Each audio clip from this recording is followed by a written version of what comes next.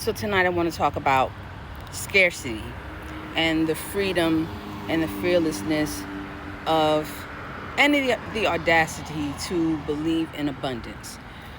Let me just start off by saying I spent most of my life, I'm in a heavy traffic area. So don't mind background noise. If I need to record it over again, I will. I spent most of my life in a scarcity mindset. That's because I didn't know what scarcity is, and I thought that scarcity, now that I know what it is, in hindsight, I thought scarcity was my inheritance. I thought I was supposed to live beneath my means, always, never ask for more, always expect the least. Even in relationships, don't ask for too much of this man. Not even time, not money, not you want to go on a trip, don't ask him. You're not worthy. If he can't afford it, maybe he's not the right one for you, or not even thinking I should do it for myself first. Right? And even if you don't do it for yourself first, which you really should, I advise you to try to, you still are worthy of what you want, right? You're worthy of God's best. Everything you want is not God's best, so let's not get that twisted, but that's another lie. But I had lived most of my life in a scarcity mindset because I grew up with rice, beans and biscuits type shit in a big house with a bunch of family members. And though there were a lot of adults there, it just always seemed to be never enough. There just always seemed to be just enough, or, not enough for some people and just enough for others, right? Most of the time, not enough for the children, but just enough for the adult males. And that's another lie. There's a context behind that, but we won't discuss that right now. I'm just now coming out of scarcity. I don't deal in lack, and if I catch myself doing it, I have to remove myself from that mindset immediately, because that is not what God has for us. That's not what God called us to dwell in, scarcity. We're supposed to always dwell in abundance. In an abundance of everything positive, shall I say, because you can have abundance in a negative. And for some black people that might have grown up in a church, that's called like generational curses or being cursed or what may have you, right? I told you a long time ago that my aunt, one of my aunts, told me that maybe I was born to suffer.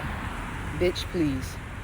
Now that I know who I am and I'm continuing to heal and grow in certain areas, I know that's not true. But I spent decades thinking that was true. And all I did was suffer because of those thoughts, because of that belief system.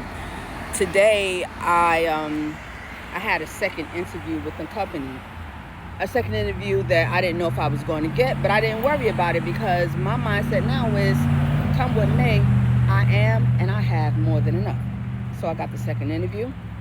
Towards the end of the interview, the person interviewing me asked me what pay scale am I on and what was my pay requirement. I said I'm going for the top, and I'm not going to tell you what that number is. I said I'm not going to go beneath the top. So he said, why not? I said, I know my value.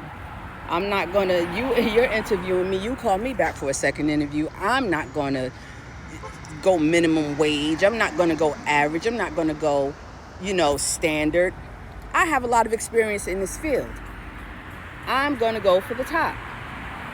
He respected that, and that was the offer I put on the table, and he accepted it. Don't be afraid. I'm going to wrap this up because this is a high traffic area and it's very distracting. Don't be afraid to go for the top. I don't care if it's money. I don't care if it's a house. I don't care if it's a relationship. I don't care if it's clothes, job. God has been calling me to come out of scarcity and to stop buying cheap shit. Like, I got on this $5 wife beater, and that's okay. And I can do better. It was hot. I needed it. I got it. But that's not why I'm here. I digress. Come out of scarcity. You can't afford everything you want. You can afford anything you want. God has already provided. Everything in the universe belongs to the Almighty. And if you believe in Him and you are His child, it's already yours. Don't believe people when they try to limit you and tell you you can't have.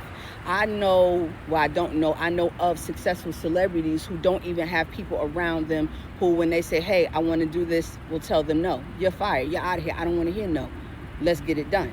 And as horrible as Diddy might be, his action, shall I say, that's the kind of mindset he had.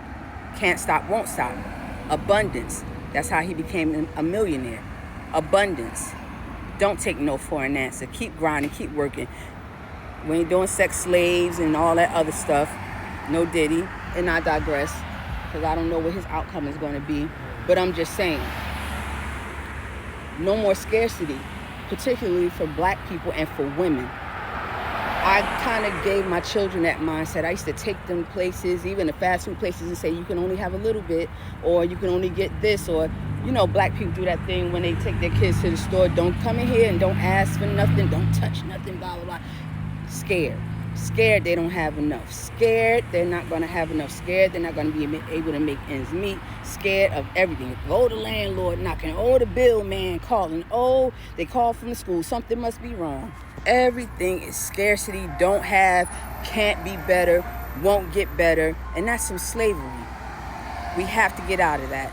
Let tonight be the night you get out of scarcity. You are more than enough. You have more than enough. You deserve more than the average. You deserve abundance. You deserve increase. You deserve overflow. The Bible says the riches of the wealthy, the wealth of the wicked is laid up for the just. And that's all I got.